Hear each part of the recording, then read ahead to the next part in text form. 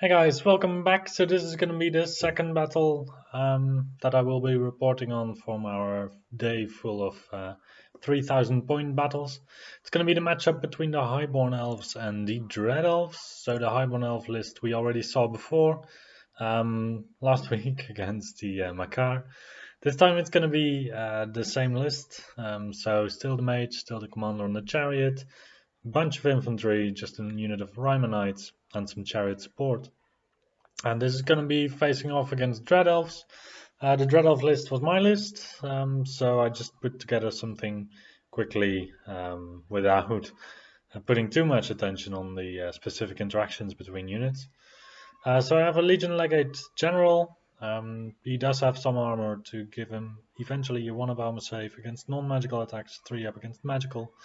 I wanted to try Mastery of Slaughter once again. This item gives you +1 combat rest for every wound that you do, basically. And the issue with the guy is that he only has 3 attacks. So you have 3 attacks with a spear at strength 4.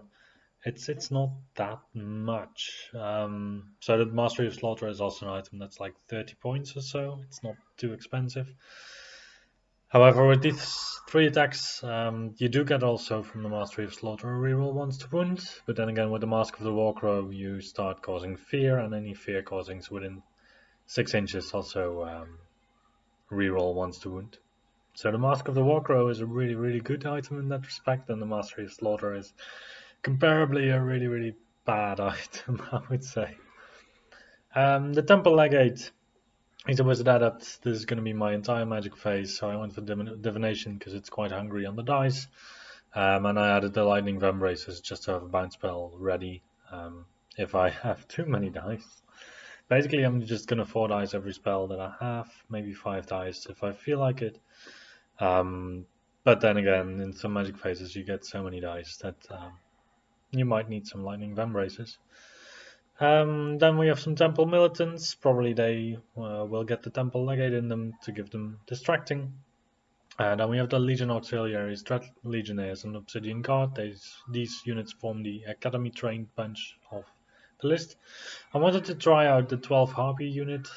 This was still before the latest update, so I also didn't play with the new Hereditary, I believe.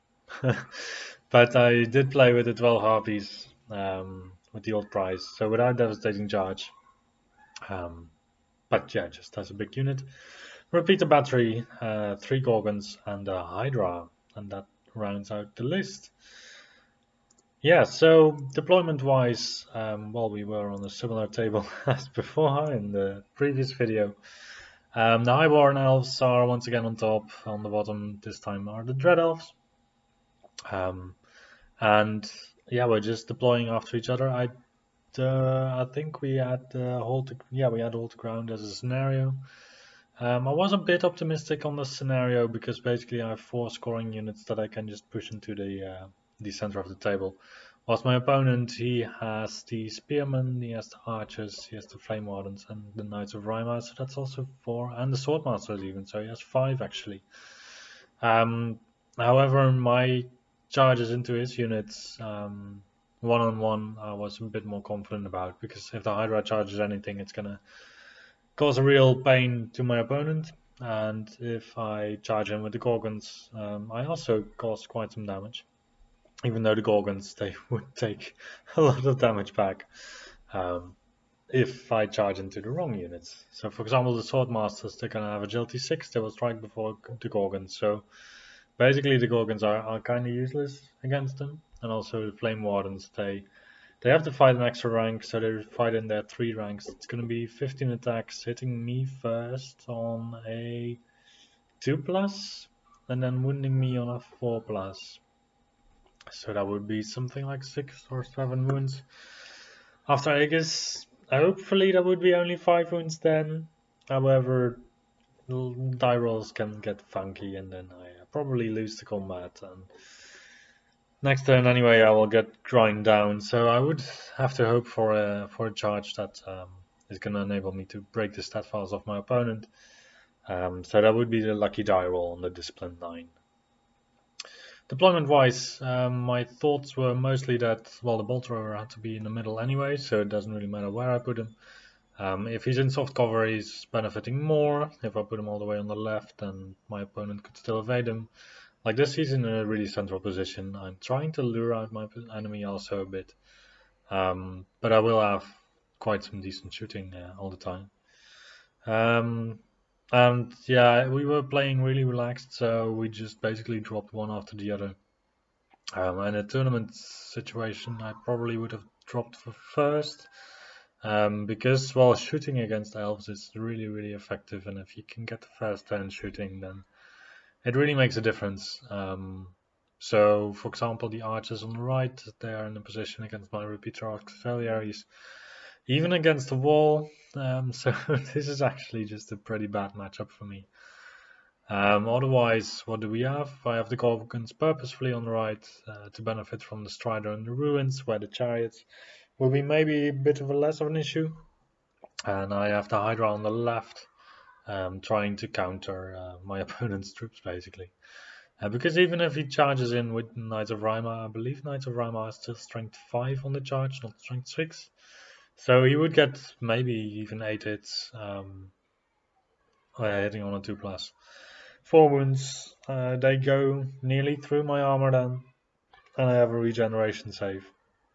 So he could do 2, maybe 3 wounds, and then after that I would just grind him down. So I'm not too afraid of the Knights of Rima. However, if I could avoid losing a lot of wounds on my Hydra from the first turns of the game, that would be kind of nice.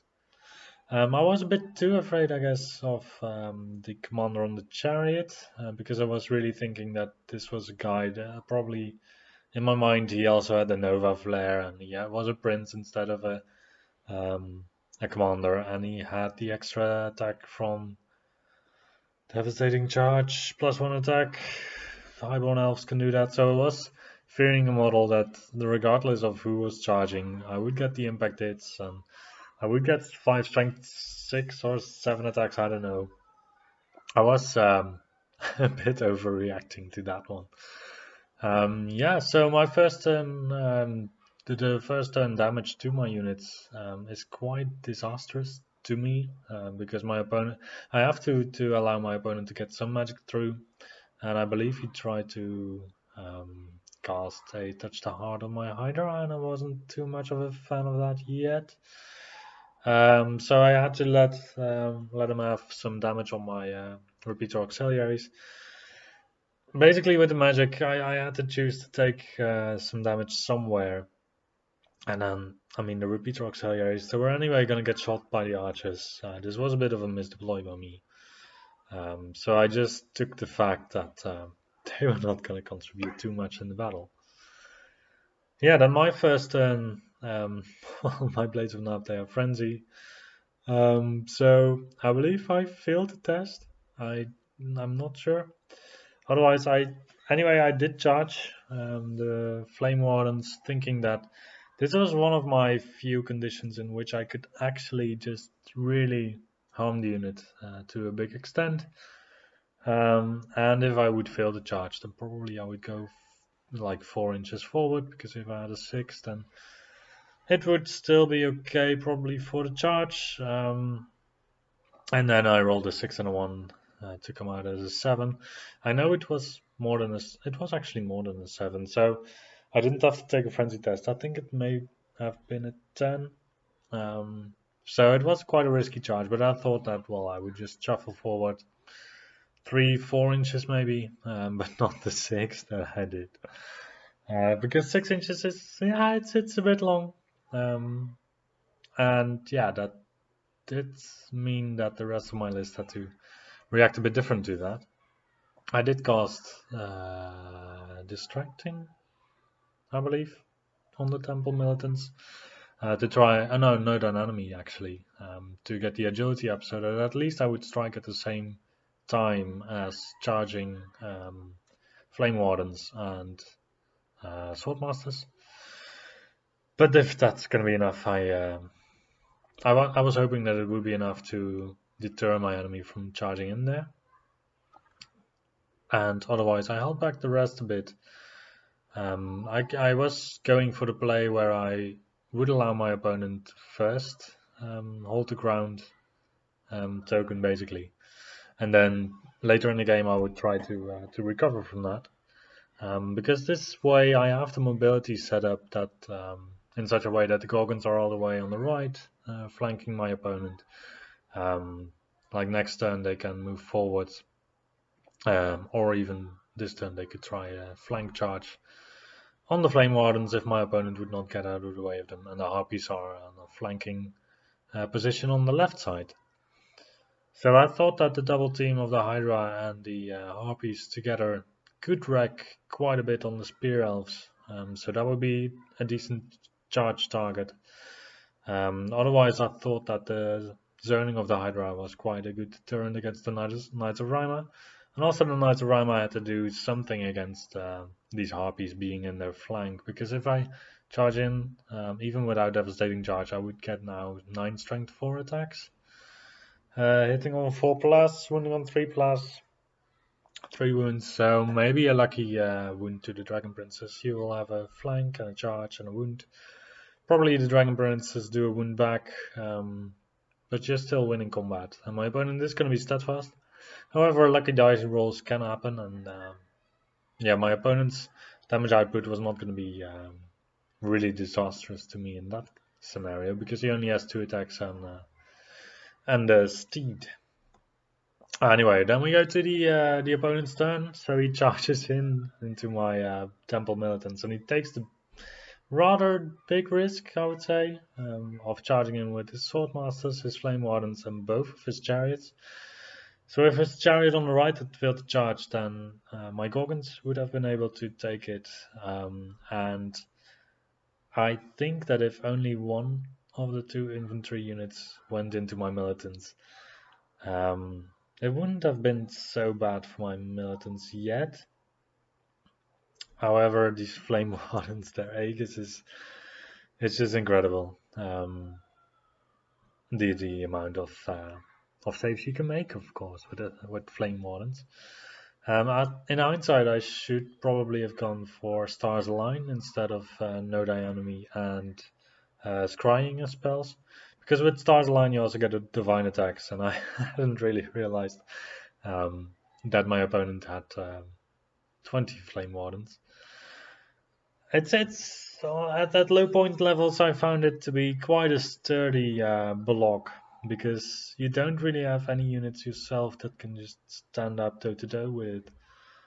So you would have to charge it in the flank probably, but maneuverability with big units is also a bit of a thing at 3000 points.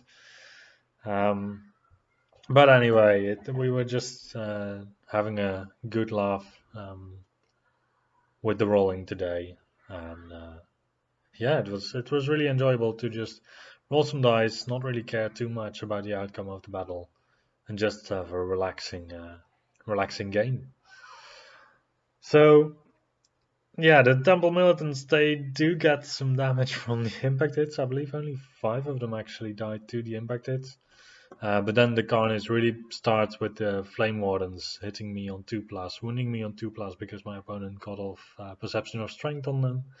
And that's still 15 attacks, so the Flame Wardens, they completely maul my unit, basically. It's kind of strange to me that they have a 4 Abegus and they also have Fight an Extra rank. Like with the Dread Elves, the Obsidian Guard, I usually regard them to be a bit of a counterpart against Flame Wardens. And previously it was even worse for them, because then they just had 2 attacks, and they had Bodyguard. But that had to make up for the fact that they didn't have an Aegis, and they also didn't have Fight an Extra rank. Nowadays you get the army-wide +1 to wound, obviously, in Dread Elves. So that does help. However, compared to a 4 Aegis and Fight an Extra rank, I think the Flame Wardens in the next edition are gonna lose either one of those. And probably, I think, with the design that Ninth Age is taking so far, probably they're gonna lose their 4 Aegis and go to a 5 Aegis, because I don't know if there's any other unit in the game that still has a 4 Aegis. and I believe it's also considered to be a bit of rock paper scissors design. So to make it a bit more universally treatable and manageable, I think they will go to a 5 Vegas, and I would expect them to lose to find an extra rank. Yeah, then the Flame Wardens and the Swordmasters, they completely mauled the Temple Militants. And the Swordmasters of my opponent just didn't make it to the Bolt Thrower, unfortunately for him. So the story of this Bolt Thrower so far in this battle is that first he had the Eline Reavers come after them, just really aggressively charging into them. Then you have these Swordmasters just stopping 1 inch in front of them. And yeah, we'll see what happens in the next stages of the battle. Then in my turn, I try to charge this spear block with my Harpies and the Hydra at the same time. I imagine that if I had baited in with the Hydra, I would have just completely wrecked his Spearman unit. And there would not have been a lot about that my opponent could have done at that point. And had I made it, I could also have moved my bolt thrower just out of line of sight of the Swordmasters, and then that would have been really nice. I didn't make, however, the charge with the Hydra, so basically I'm just sacrificing my Harpies now.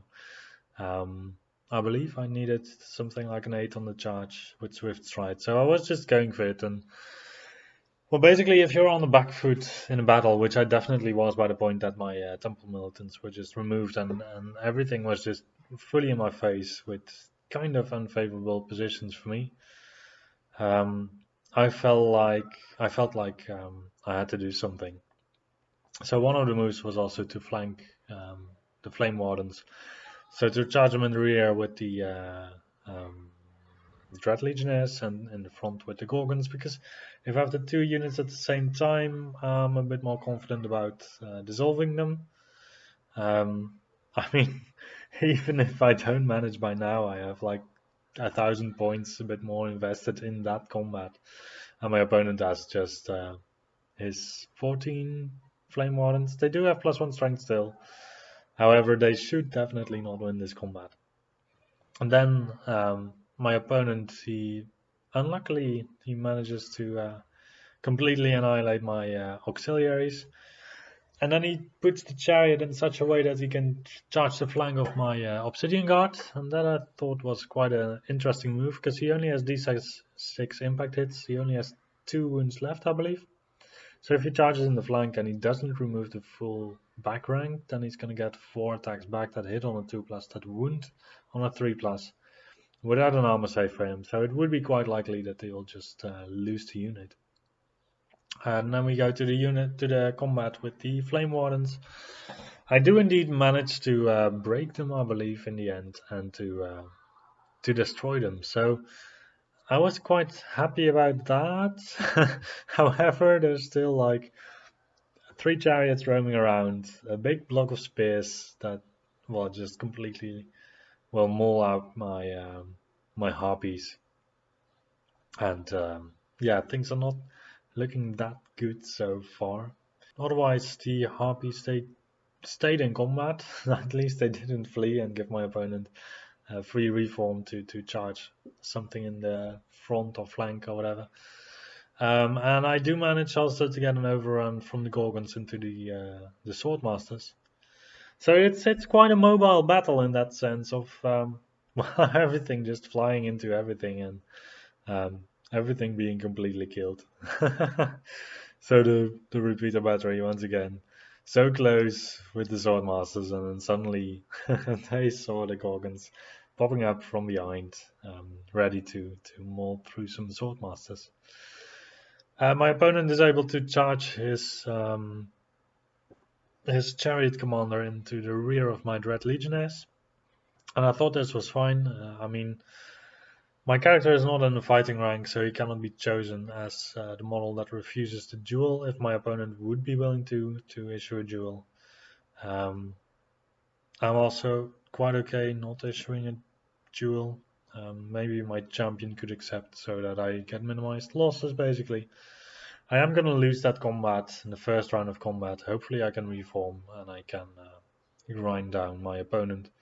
The Dusk Forged is a bit of an issue. However, my Legion Legate still has AB2, so I bring my opponent, I guess, to a rerollable 3-up save, which is quite horrific to be honest. But then again, the Legion Legate himself has a 1-up armor save against my opponent because my opponent doesn't have magical attacks. So but it's a bit of a standoff there, I would say. So if my opponent doesn't really reduce all of my combat rest, I might even break him in the long term and get rid of his model in that way. Well, the hobbies are being nicely sandwiched by some Knights of Rima and some Spear Elves. And yeah, basically I get a second chance with my Hydra to go into the Spear Elves and completely obliterate them, hopefully. Yeah, otherwise my opponent is just has been casting some magic. I believe he cast a 5-up Aegis on his 4 remaining Swordmasters. Yeah, he did that, and then I had to stare at agility 10 of the Gorgons, and then there was 1 Swordmaster remaining after that. So the spell didn't really do a lot. My Spear Elves, they managed to stick around in combat, and then afterwards it's going to be my turn again. After we still remove a Gorgon from the fight, the Gorgons can reform.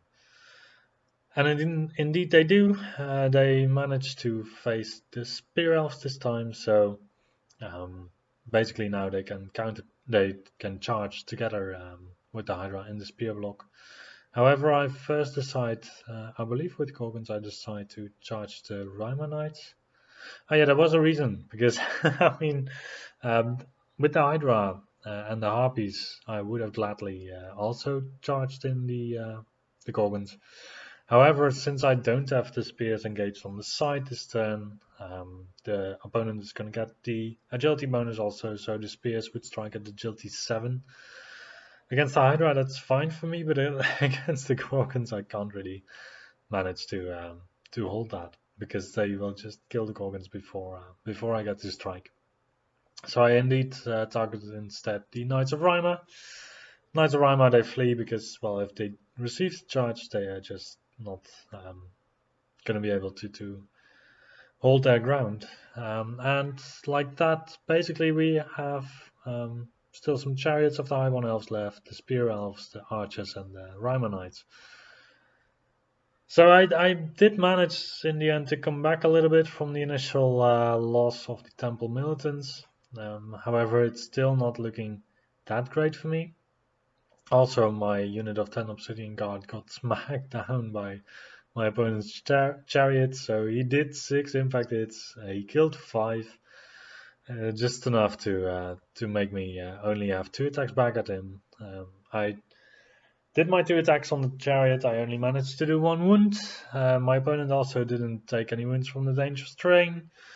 Then he proceeded to just pursue my unit, and he also survived that. So that was a magical chariot moment, where he was able to just remove my Obsidian Guard unit without taking too much damage himself. Then my bolt thrower, he tried to shoot down the Luthen Sky Cutter, or the Sky Sloop. It is nowadays. So I was at long range, I was hitting at 4s, I was wounding at 3s, and I managed to do 1 wound, so that was also a bit meh, but underperforming. I was hoping still that my Spear Elves could just pull out and just stay alive for long enough to basically hold their ground. But then again, at some point I will lose my steadfast. I will have to take break tests at low discipline, and I will not manage to stick around anymore. The Hydra is doing fine in the meantime. He's doing Hydra things, so he is up against Resilience 3 infantry with a 5 of armor save. This is the favorite food of a Hydra. So yeah, it's just gonna be good, basically. Then in one of my last turns, I charge in with the Gorgons into the Spear Elves. The Knights of Rima were really far away at this point. I believe this is also the last turn, so I wasn't even worried about the Gorgons facing a counter charge of my opponent's rallied Knights of Rima. Yeah, so with the Gorgons and the Hydra together, I do manage to knock off all the Spear Elves, I believe. So only the Mage is left, and that is going to be an auto break. My opponent does manage to make the panic for the archers, and we still fight out the combat with the chariot. I don't know if I do any wounds. I don't believe so. No, my Legion Legate actually dies in the duel that we had by now with the chariot commander. So yeah, this is gonna be it. Unfortunately, in the last moment, my opponent still took 500 points by killing the Legion Legate, so 300 for the model and 200 for the general. In the end, I still had quite some points left, same as my opponent, because my opponent still had his BSB, 300, his Sky Sloop, his other chariot, and his Knights of Rima, and in the end, that totaled up nearly as much as the Hydra, the Gorgons, the Dread Legionnaires, and the Bolt Thrower. I believe even I have had some more points still standing. But then again, my opponent had the secondary objective, so I believe it was a small win for him after everything. Yeah, it was a good game. It was a really aggressive game. Yeah, Flame Wardens are really, really cool for, well, they just work really well.